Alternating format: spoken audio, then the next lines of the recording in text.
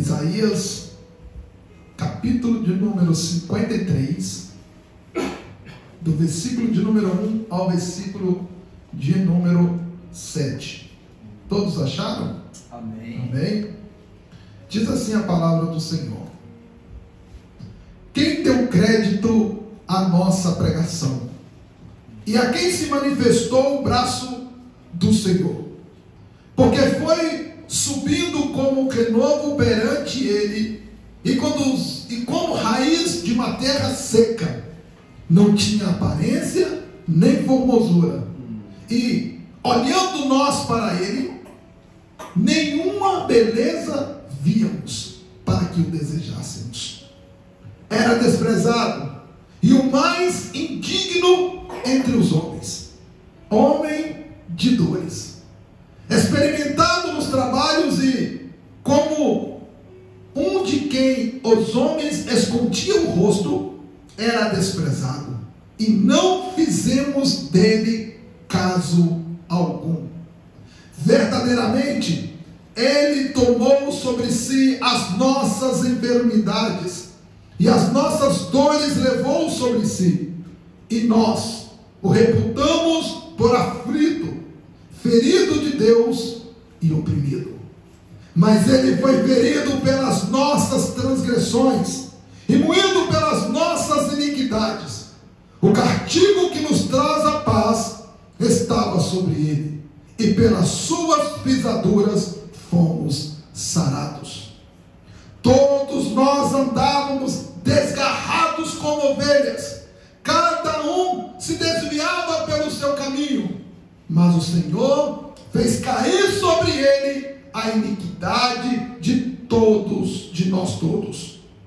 Ele foi oprimido, mas não abriu a boca. Como um cordeiro foi levado ao matadouro, e como a ovelha muda perante os tosquiadores, ele não abriu a boca. Glória a Deus. Você pode dar glória a Deus por essa palavra? Aleluia. E hoje eu gostaria que você prestasse bem atenção, não desviasse o seu olhar, se pudesse, não andasse, não conversasse, não olhasse nem para a esquerda nem para a direita, apenas se for para dar glória. Amém. Porque a mensagem que eu vos trago nesta manhã é muito importante para a igreja, porque eu quero tratar aqui sobre a importância da salvação. Foi uma mensagem que o Senhor me deu particular. Não foi uma mensagem que eu vi ninguém pregando, não foi uma mensagem que eu vi ninguém cantando, não foi uma mensagem de repente que alguém falou, eu ouvi e gostei. Não, essa mensagem foi uma mensagem que o próprio Deus falou comigo. Eu sentei, peguei a Bíblia de versículo a versículo, eu fui estudando para que hoje ela pudesse ser revelada no teu coração. Por isso peço a Deus que Ele venha me usar aqui nesta manhã, e que eu possa passar tudo quanto o Senhor me revelou. Porque hoje queremos tratar aqui, irmãos, da importância da salvação. Porque nós vivemos em um tempo que as pessoas já não dão mais importância para a salvação. As pessoas aceitam a Cristo e às vezes nem sabem o que está fazendo. As pessoas levantam a sua mão, aceitam Jesus como Salvador, e naquele momento em diante elas se sentem salvas, mas você vai ver, ao decorrer do tempo, não há mudança, não há transformação, e aí você se pergunta o que está acontecendo. É que as pessoas não sabem o que está fazendo, e principalmente o que a salvação representa para a vida de uma pessoa. Até então, nós sabemos que a salvação foi algo gratuito da parte de Deus, da parte de Jesus para a nossa vida. Talvez por ela ser gratuita, eu já disse isso aqui em alguns cultos, as pessoas acabam desvalorizando. Não tem aquele ditado que aquilo que vem muito fácil, as pessoas não dão valor?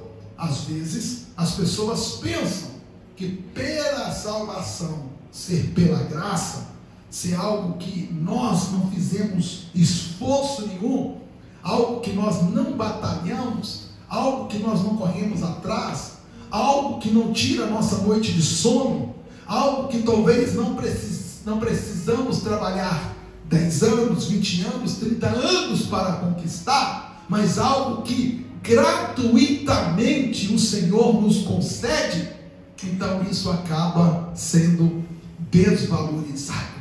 Mas hoje eu quero te chamar a tua atenção, que a salvação não é tão gratuita assim, porque por mais que para nós ela não nos custou nada, mas para alguém ela teve um valor significativo, ela teve um valor muito grande, e nós precisamos entender que a salvação, por mais que ela é gratuita, por mais que ela é pela graça, mas ela teve um preço muito alto a ser pago. Para entendermos, o Senhor me levou lá no princípio, lá em Gênesis, no capítulo de número 2. Se você quiser acompanhar, abrir a sua Bíblia, você pode deixar ela aberta em Gênesis. Vamos usar bastante versículo dentro deste livro. Lá em Gênesis capítulo de número 2 e no versículo de número 7, nós vamos estar aqui vendo o Senhor dando início à criação. Deus aqui vai criar o homem, e a Bíblia vai nos dizer, lá em Gênesis capítulo de número 2, versículo de número 7, que e formou o Senhor Deus o homem do pó da terra, e soprou em seus narizes o fôlego de vida, e o homem foi feito alma vivente. Tudo começou no princípio, e no coração de Deus Ele desejou fazer o homem de uma forma especial, diferente do que Ele criou os animais, diferente do que Ele criou as árvores, diferente do que ter criado, as aves do céu, criado os peixes nos mares. O homem foi algo especial, porque para criar todas as coisas, Deus usou apenas a palavra, Deus usou apenas o verbo, Deus usou apenas a força da sua palavra, e Ele diz: haja, e tudo se fez. Ao criar o homem, o Senhor, Ele convoca todo o céu, e Ele ali, alegremente, Ele diz: e façamos o homem a nossa imagem, conforme a nossa semelhança. E aqui, no versículo de número 7 do capítulo 2 de Gênesis, nós vemos a formação do homem feito do pó da terra. E depois do homem ter sido feito, o Senhor deu aquilo que Ele tinha para o homem sobreviver, e deu ao homem o fôlego de vida. A partir daí, o Senhor cria a sua maior criação, que é o homem. Mas para que Deus vai criar o homem? Para que o homem pudesse ter relacionamento com o Senhor. Desde o princípio, Deus quis ter relacionamento com o homem. A própria Bíblia vai nos dizer que Deus, Ele vinha, fazia questão de estar ali junto ao homem todos os dias, para conversar, para ter diálogo, para ter relacionamento, porque o desejo de Deus sempre foi relacionar com o homem. Deus não fez apenas o homem, deixou no jardim e falou: faça o que você quer, colocando você no jardim, te dou aí as condições de você sobreviver. Deus não fez o homem por acaso e colocou ele ali apenas como um boneco. Não, Deus sempre tem propósito naquilo que Ele faz. Por isso, eu me sinto à vontade nesta manhã de dizer que eu e você não fomos criados por acaso. Amém. Que eu e você estamos aqui nesta manhã não apenas como bonecos aqui para servir o Senhor. Não, não, não. Deus me fez e te fez com propósito. E qual é o maior propósito, pastor, nesta manhã? O maior propósito de Deus ter criado eu e você foi para termos relacionamento. Aleluia, Jesus. E Deus tem prazer de ter relacionamento com o homem. É verdade. Deus tem prazer de se relacionar com o homem. Por isso, meus queridos, seja privilegiado, se sinta à vontade, porque o teu Deus não é um Deus que esconde de você. O teu Deus não é um Deus que corre de você. O teu Deus não é um Deus que fica com os seus ouvidos tampados para não ouvir o clamor que sai dos teus lábios. O teu Deus não é um Deus que fica com os teus olhos tampados para que não possa enxergar o seu sofrimento e aquilo que passa com você. Não, a própria Bíblia vai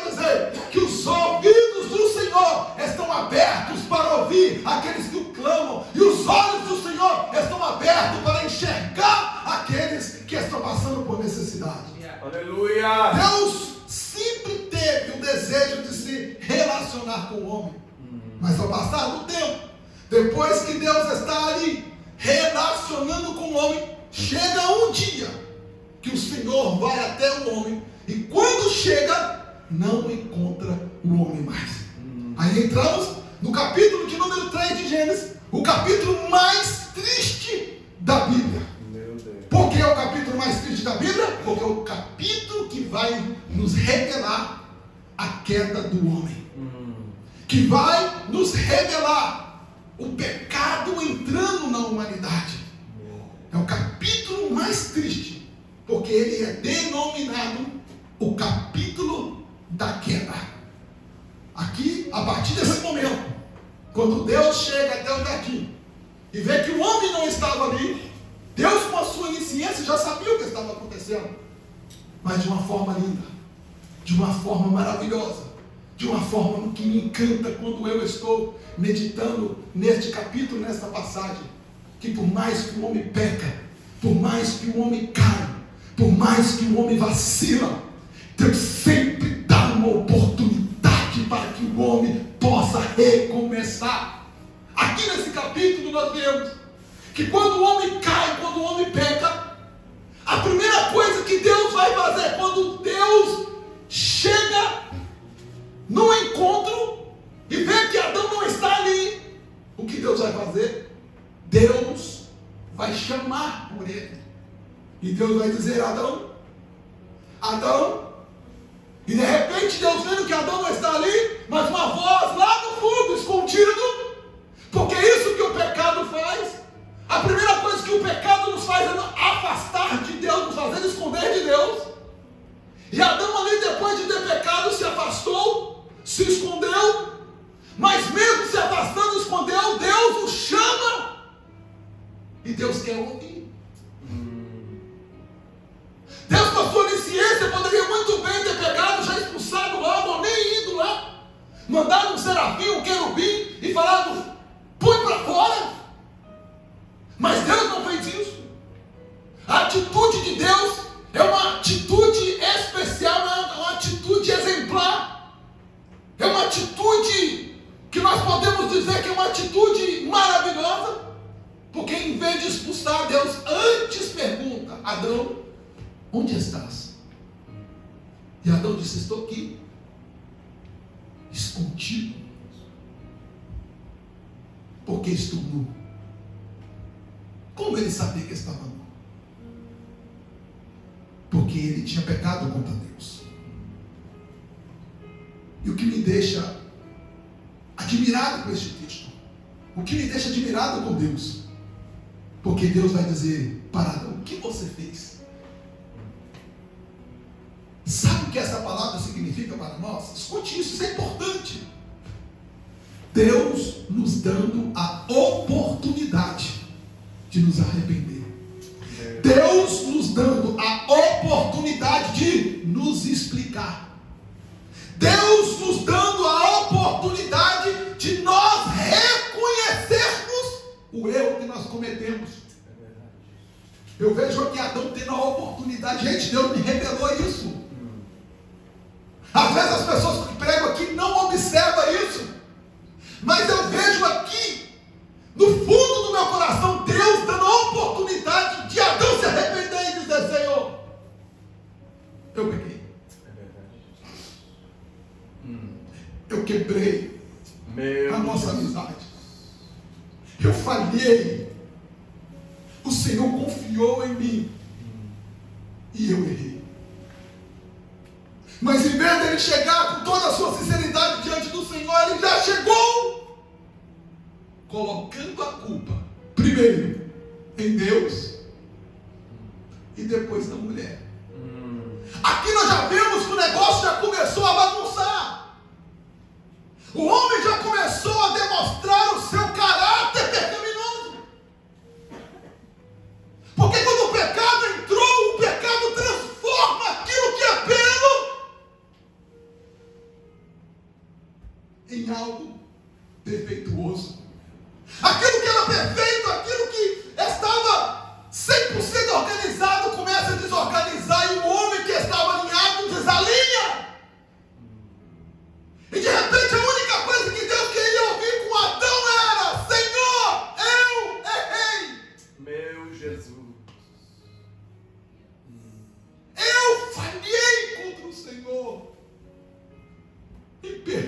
novo, Senhor. Ou até mesmo se ajoelhar diante do Senhor e dizer: Senhor, eu não sou nem digno do teu perdão, mas eu errei. Porque é isso que Deus espera de mim e de você. Ei! Deus não está procurando desculpa. Deus não está querendo saber da sua história inventada. Deus não está querendo saber de como começou, o que aconteceu. A única coisa que Deus está querendo de mim e de você é: reconheça o seu pecado e se arrependa.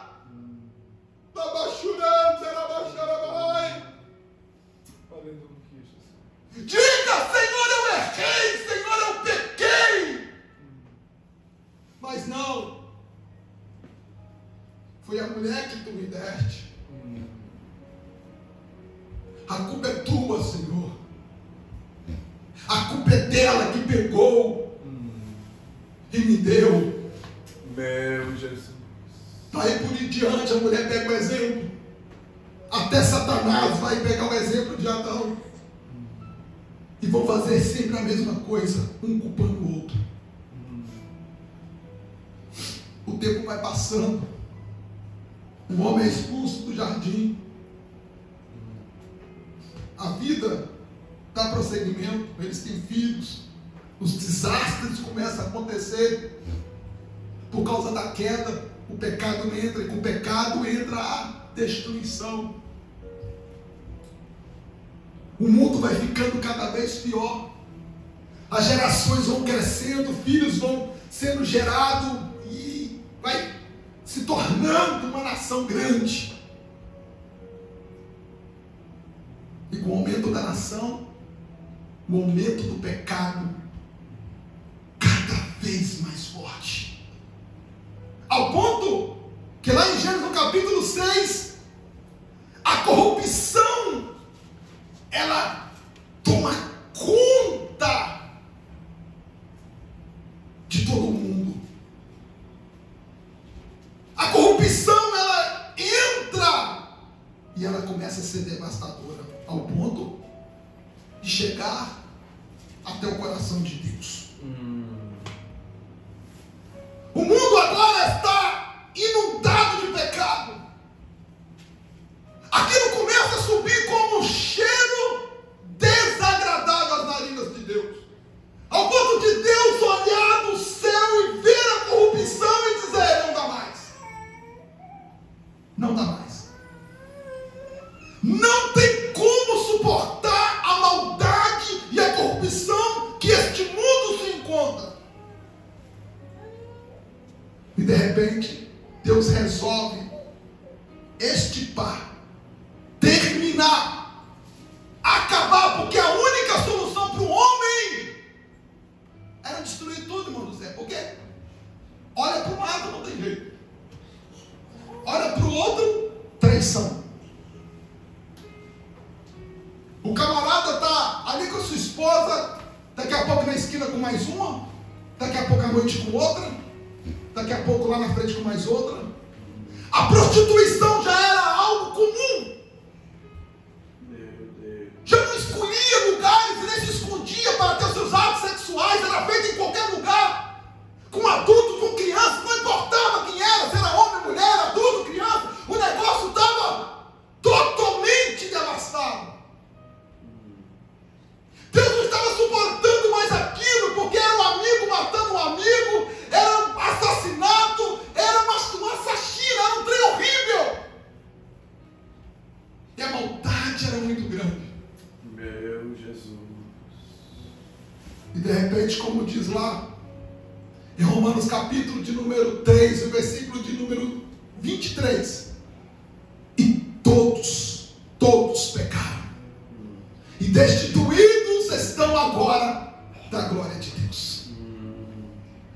Todos agora são pecadores. Não há espaço para ninguém. Ninguém nasce santo.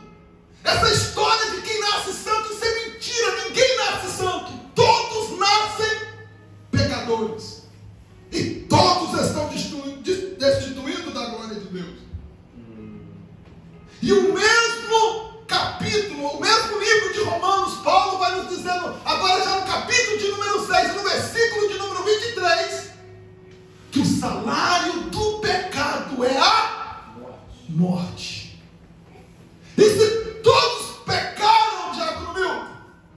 Então, qual que é o salário de todos?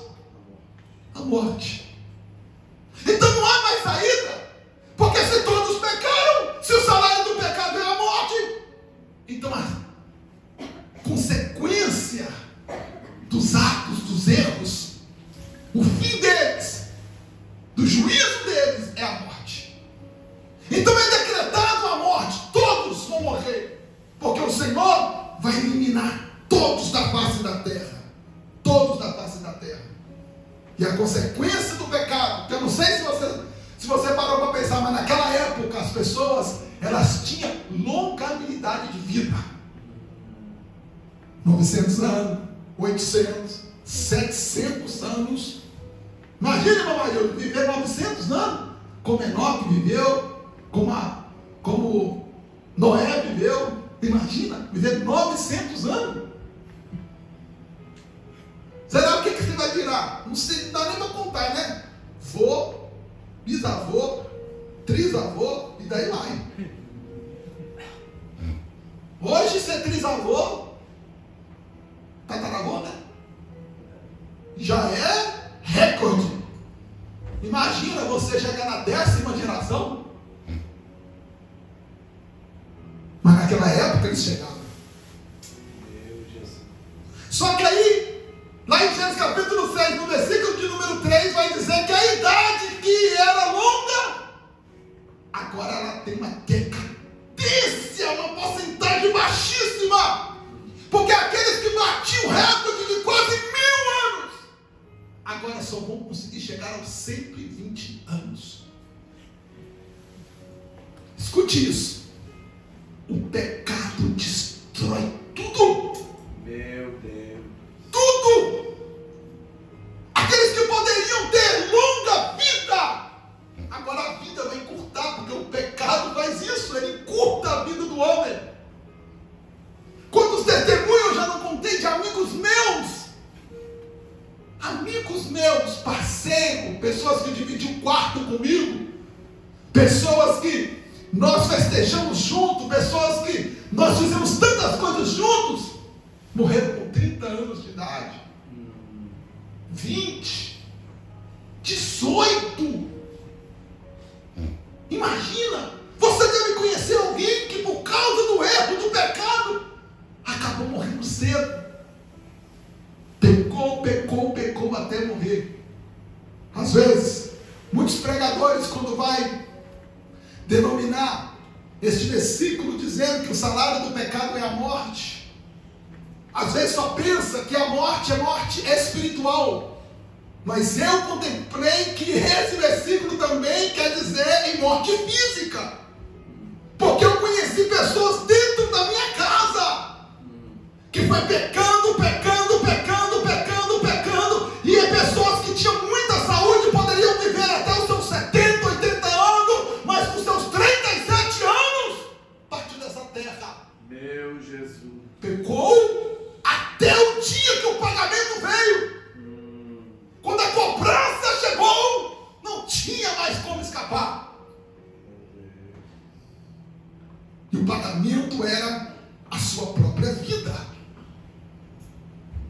Agora, o mundo está completamente afundado no pecado, a idade tem uma decadência muito grande. Já não tinha mais jeito. Mas a Bíblia vai me dizer que Deus agora vai achar um homem que no meio daquela bagunça generalizada na humanidade, diga comigo, um homem, mais uma vez, 1, 2, 3, um homem vai fazer a diferença na sua geração. Meu Deus. Quando eu estava meditando nesse versículo, sabe o que Deus falou no meu coração? Muitas das vezes esperamos uma igreja se levantar para fazer a diferença. Muitas das vezes esperamos até mesmo uma comunidade grande se levantar para fazer a diferença. Muitas das vezes esperamos até grandes congressos se levantarem para fazer a diferença. Muitas das vezes esperamos até um exército se levantar para fazer a diferença. Mas Deus falou fortemente no meu coração levantar uma igreja, não precisa se levantar um exército, não precisa se levantar um país, só precisa se levantar um homem. Aleluia, Jesus. Um homem Aleluia. para fazer a diferença. Glória Ai, meus a Deus. queridos, que nesta manhã Deus acha um homem aqui disponível Aleluia. para fazer a diferença nessa geração. Amém, Jesus. Glória a Deus. Um homem se levanta Aleluia. para fazer a diferença. Aleluia. E este homem era chamado Noé. Noé é um homem justo, reto, e que se desviava do mal na sua geração. E a Bíblia vai continuar dizendo que ele andava com Deus, Maravilha, Jesus. desviava dos maus caminhos, e por causa desse homem, Deus decide a dar fim à humanidade, mas uma chance de continuar lá na frente, por causa de um homem.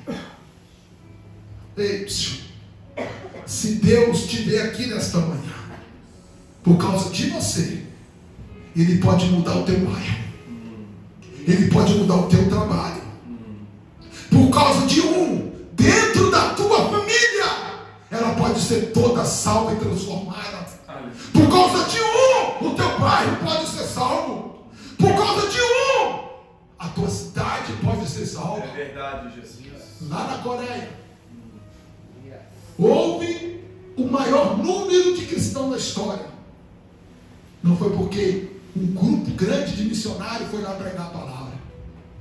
Não foi porque um grupo grande de missão foi lá pregar a palavra. Mas a história nos conta que por causa de um homem, me corrija se eu estiver errado, parece que o nome é Po Yang-shu, por causa de um homem, evangelizou e ganhou quase toda a Coreia do Sul para Jesus. Um homem. E hoje, se nós formos contar aqui, homem, colocando tanto homem quanto mulher, homem no sentido humanidade, imagina, aqui nessa manhã, 1, 2, 3, 4, 5, 6, 7, 8, 9, 10. Nós temos mais de 10 homens aqui, contando mulheres e crianças. Se um homem pode fazer uma diferença em um país inteiro, o que 10 pode fazer? Meu Deus. Ei, será que Deus pode contar contigo aqui nessa manhã? Amém, Jesus. Glória a Deus. Será que você se permite ser usado por Deus para fazer a diferença? Aleluia. Será que Deus pode olhar lá do céu e dizer assim: olha lá em Taruí tem mais de um, lá em Taruí tem mais de um. Amém, Jesus. Glória a Deus.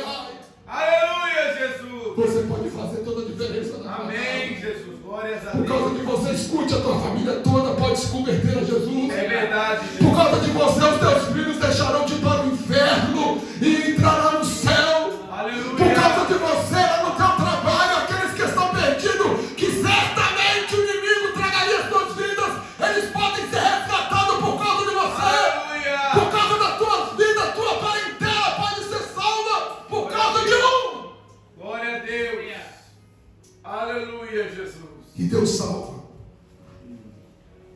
Deus salva o mundo da existência humana por causa de Noé.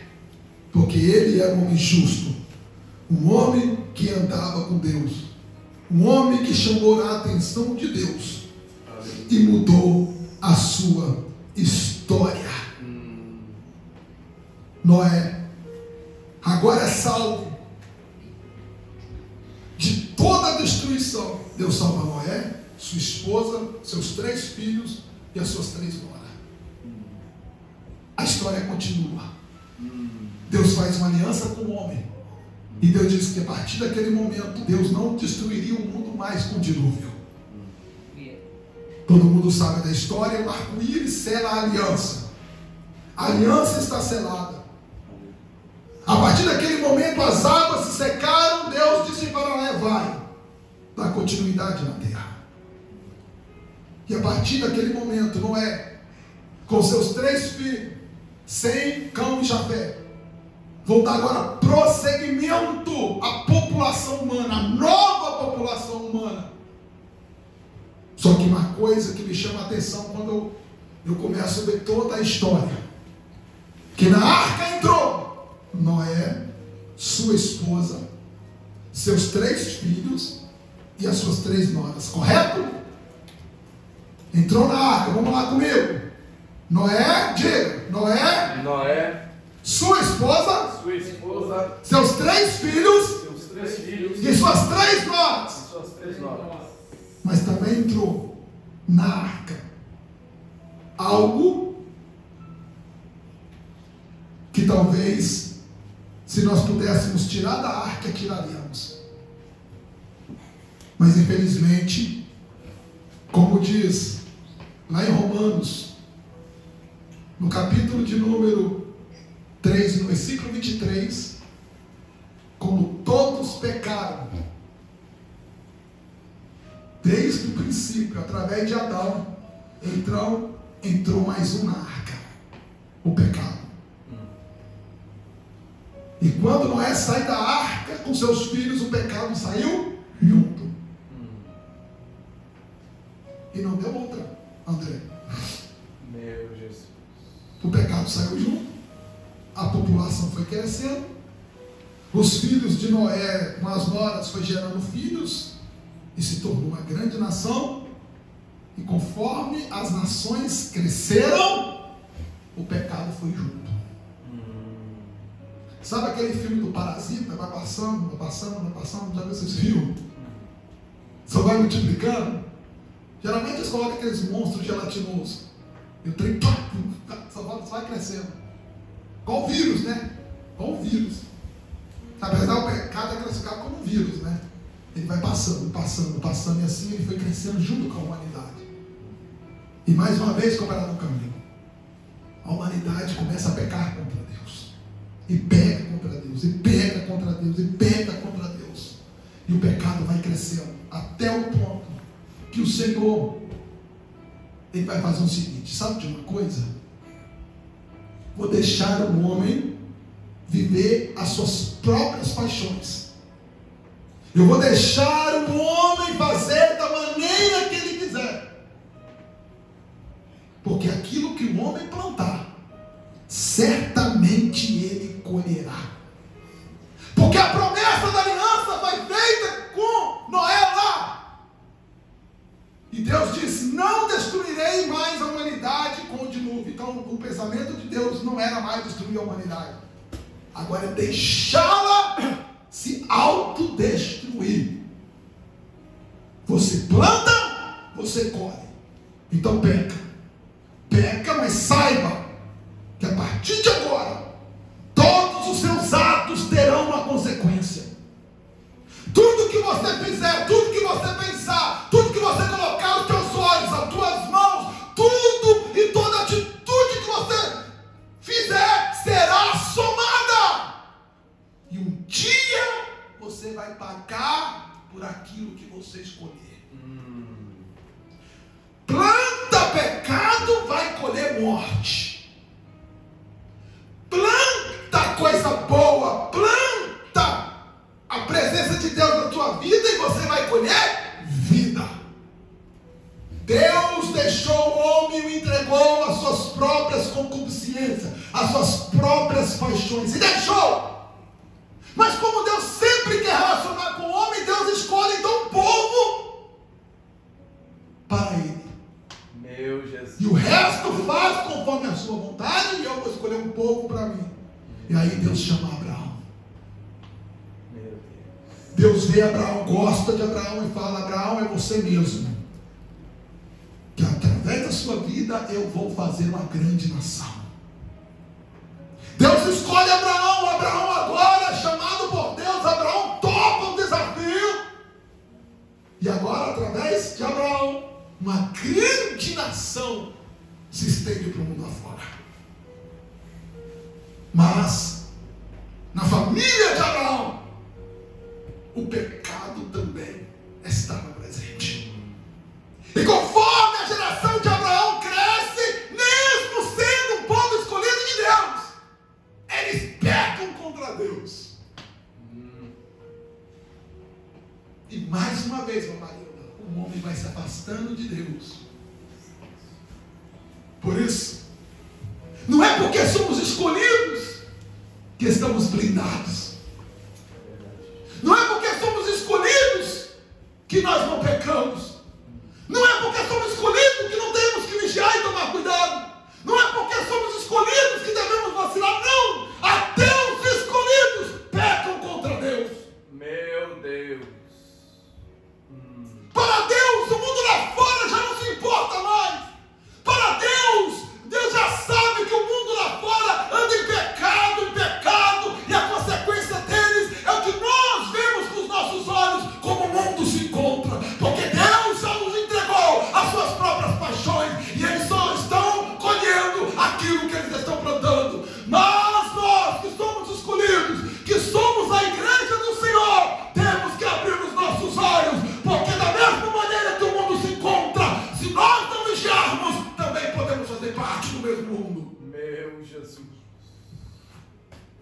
O pecado não está somente lá fora. O pecado não está apenas com os ímpios.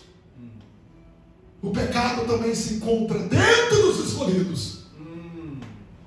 E a única coisa que Deus pediu para o seu povo é santidade.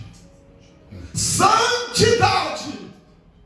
Porque eu vos escolhi para fazer a diferença. Não vos escolhi para ser como o mundo é, mas escolhi para que você seja santo como eu sou santo. Deus está nesta manhã dizendo: não é porque você é escolhido, meu filho, que você não vai pecar. Não é porque você é escolhido que você está blindado do pecado. Não é porque você é escolhido que você está excluído de pecar. Não! Todos pecaram. O pecado está lá fora. O pecado também está aqui. A única diferença é que nós escolhemos servir a Deus e não pecar contra Ele. Meu Jesus. É isso que Deus espera de mim e de você. Que nesta manhã nós tivemos a consciência que nós somos escolhidos. Não escolhidos para pecar, mas escolhidos para ser santos e santos de Deus. Aleluia, Jesus. Glória a Deus. Aleluia. Por mais que Deus escolheu o seu povo para si, o povo pecou. E cada vez se distanciou de Deus. De Malaquias até o Novo Testamento, milhares e milhares de anos se passaram. O silêncio tomou conta, porque Deus, como um vento, soprou e desapareceu. Não se sabe quantos anos se passou de um para o outro na sua totalidade, mas muitos anos se passaram e a voz do Senhor se calou. Porque a distância do homem para Deus foi muito grande. Porque a única coisa que nos afasta de Deus é o pecado. E porque todos pecaram, agora ninguém merece a glória de Deus. Uma sentença já foi feita. E que sequência é essa, pastor? Morte. Morte para todos. Se todos pecaram e o salário do pecado é a morte, então todos nós fazemos parte desta lista. Ei, escute isso. Não se assuste. Mas você não era para estar vivo. Você nem era para estar aqui. Nem era para nós termos existido. Porque lá atrás mesmo já era para nós ter passado, ter morrido. E hoje nós não estaremos aqui. Porque a sentença já foi dada. Não havia salvação para ninguém, irmãos. Apenas o povo escolhido de Deus, escute isso, poucos. Não pensa que só porque o povo foi escolhido, que todo o povo de Israel entrou no céu. Não! Somente os que temiam ao Senhor. Somente os que santificavam o Senhor. Somente os que reconheciam que verdadeiramente Deus era na vida dele. Os demais não. Sabe por quê? Porque Deus é justo. E Deus faz separação entre os que servem e os que não servem. Então, eu tenho todo o apoio da palavra, que apenas aqueles que serviam ao Senhor, com certeza eram salvos. Porque Deus não faz amizade com o pecado. Deus não faz aliança com o erro. Porque a sua palavra diz que Ele é santo e está acima de tudo, e a sua santidade o separa do pecado. Agora, todos estão sentenciados à morte. Deus se cala, Deus fica longe do homem, muito e muito longe. E esses dias, vendo uma história de Billy Graham, um grande homem de Deus, e uma dos seus relatos, da sua história, contava que ele estava passeando em um determinado bosque ou parque, e de repente estava ele com seu filho para, olha e fala: pai, olha um formigueiro destruído. E ele olhou e viu, o formigueiro estava totalmente destruído, e o filho falou com ele: pai, e se nós pudéssemos reconstruir a casinha deles? E se nós pudéssemos pegar essas formiguinhas que estão machucadas e levar para os seus hospitais para que elas possam ser curadas? E o pai agora chega para o seu filho e fala assim: filho, não tem como nós podemos fazer nada por elas, porque elas são muito pequenininhas e nós somos muito grandes. Nós somos grandes demais para podermos fazer alguma coisa por essas formiguinhas. Naquele momento, o Billy Graham olhou e pensou e falou com ele: nossa, assim era Deus com o homem? O homem era apenas uma formiguinha, algo minúsculo e minúsculo, talvez até menor que uma formiguinha. Então não tinha como Deus fazer nada pelo homem aqui na terra. Por quê? Porque o homem distanciou tanto de Deus, tanto de Deus, tanto de Deus, tanto de Deus, que o homem ficou como se fosse inalcançável. Deus ficou muito distante do homem, e o homem, como uma formiguinha, agora destruído, e nada poderia ser feito. Agora Deus olhando do céu para aquelas formiguinhas ali destruídas, com suas casas destruídas, machucadas, totalmente feridas. Deus agora vai ter uma ideia, e uma ideia mais linda que você possa imaginar. Porque João vai relatar lá no capítulo 3, no versículo 16.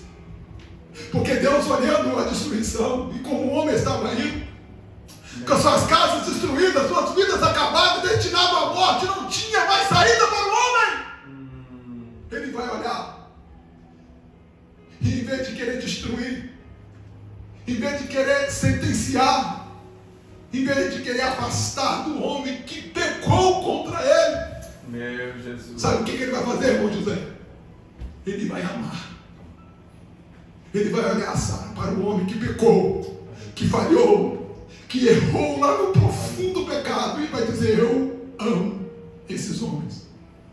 E aí João vai dizer: porque Deus amou o mundo de tal maneira, meu Deus, que deu o seu Filho único, para que todos aqueles inalcançáveis, com as suas vidas destruídas, com as suas casas destruídas, com as suas almas destruídas, machucados e feridos, porque Deus amou e deu a todos.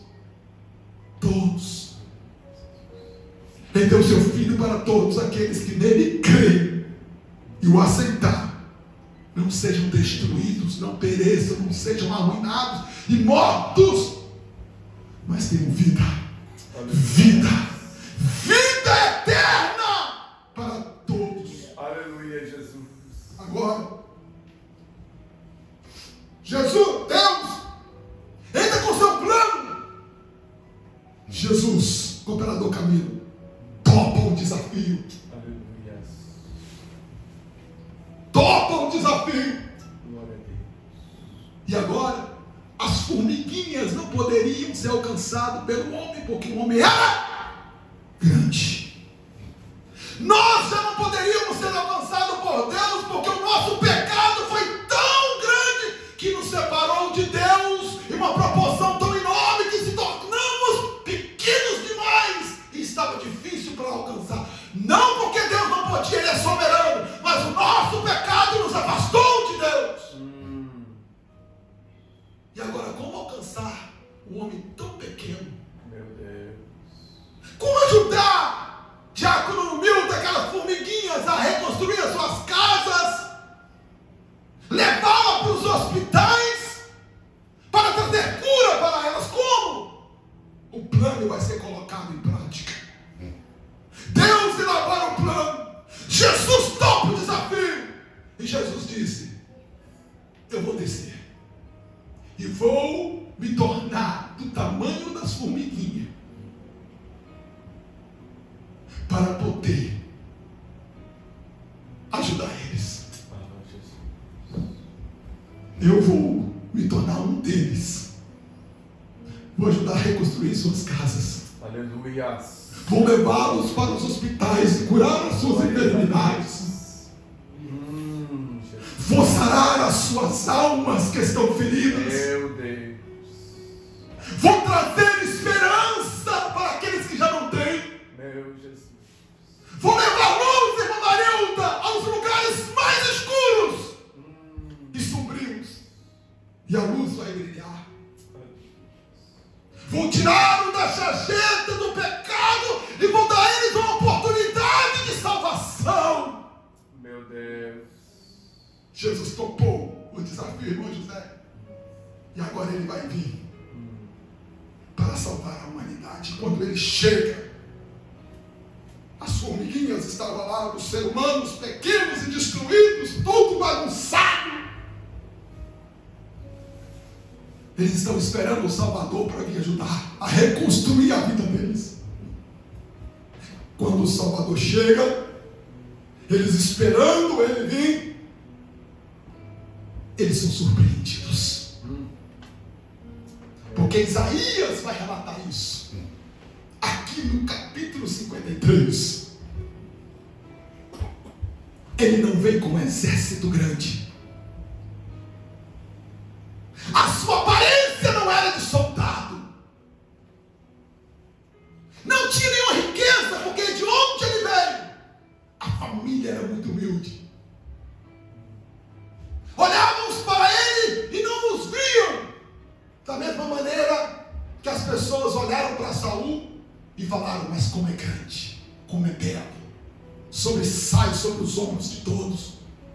Mas olharam para Jesus e viram e disseram: não tem beleza alguma. Na geração de hoje, não é diferente da geração passada. A geração de hoje olha a beleza, olha o exterior. A geração passada a mesma coisa. Eles esperavam ver algo belo, algo grande, algo formoso, com um exército. Talvez cercados por grandes políticos de autoridade. Agora vem ele, igual Isaías vai relatar, sem forma, sem formosura, não tinha aparência. As pessoas olhavam para eles e o desprezavam. Não tem cara de Salvador. Mas ele vem como uma raiz em terra seca.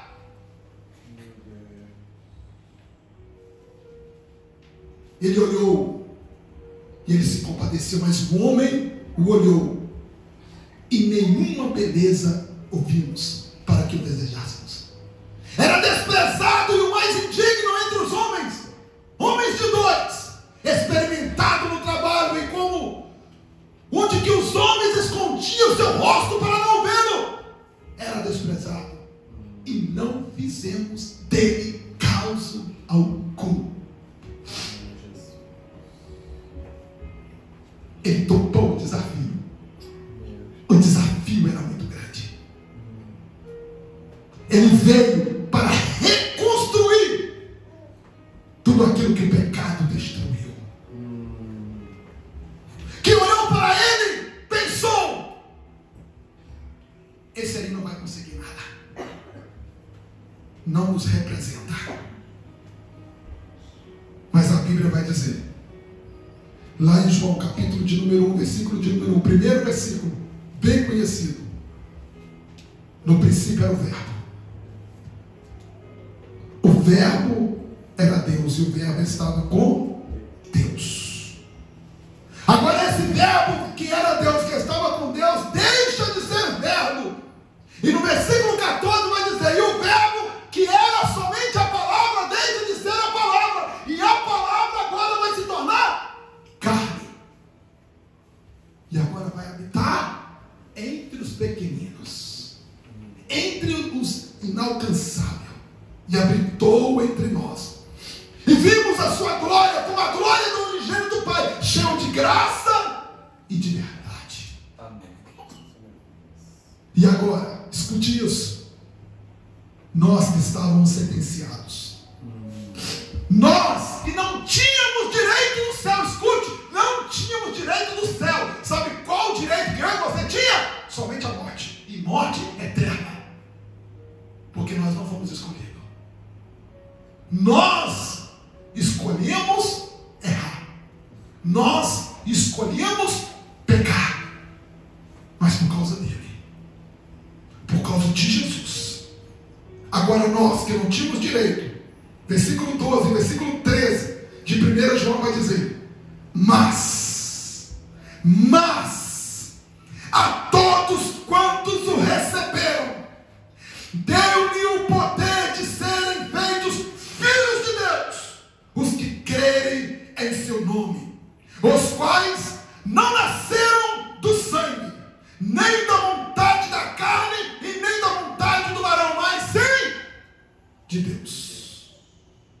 Agora eu e você, que estávamos sentenciados à morte, não havia vida mais para nós, Jesus veio. Aleluia. E através de Jesus, agora, todos que confessarem Ele como Salvador serão salvos. Porque através de Jesus agora, nós já não somos mais aqueles que não tinham direito, aqueles pequeninos inalcançáveis. Por causa de Jesus, nós fomos alcançados, e agora eu e você, que estávamos fora, agora estamos dentro.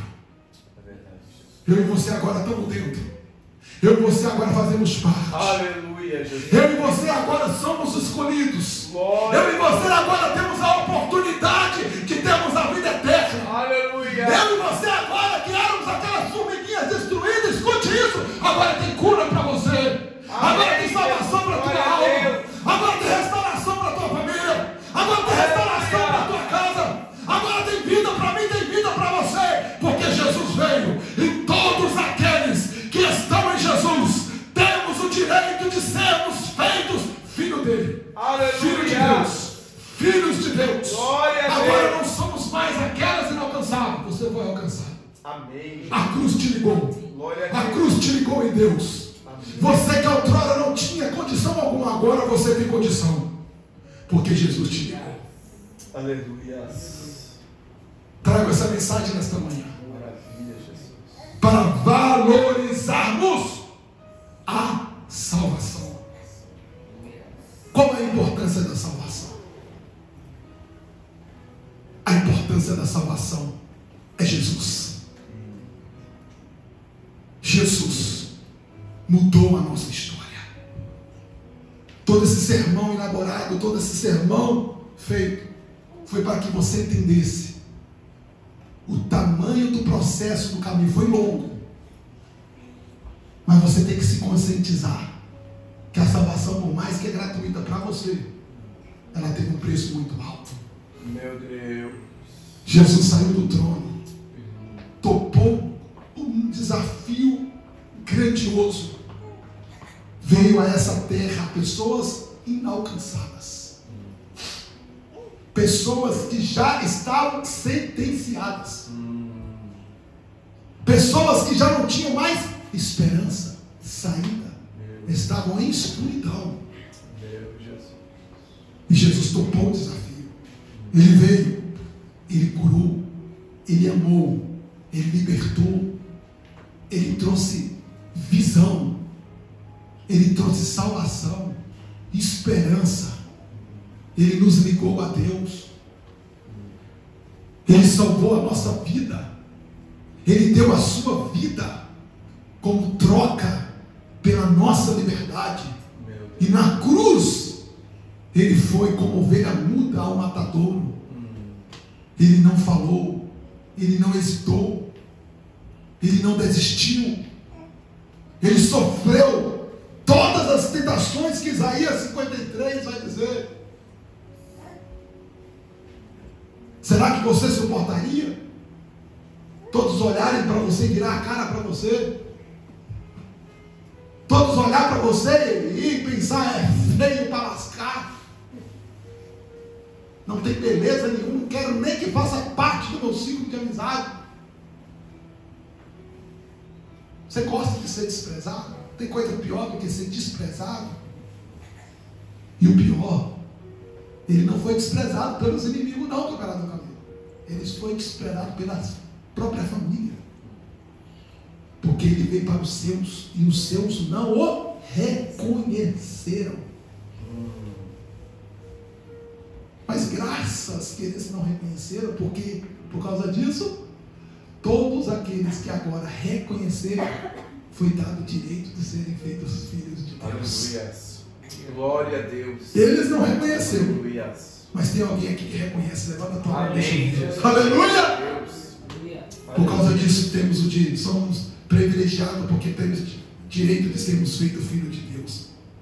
Ele deu sua vida, morreu na cruz do Calvário e ele cumpriu o seu papel. No terceiro dia ressuscitou e trouxe para mim, para você, salvação e libertação. A salvação teve um preço muito alto. A salvação teve preço de sangue. Alguém teve que morrer no teu lugar. Você era o sentenciado à morte. Você era o condenado.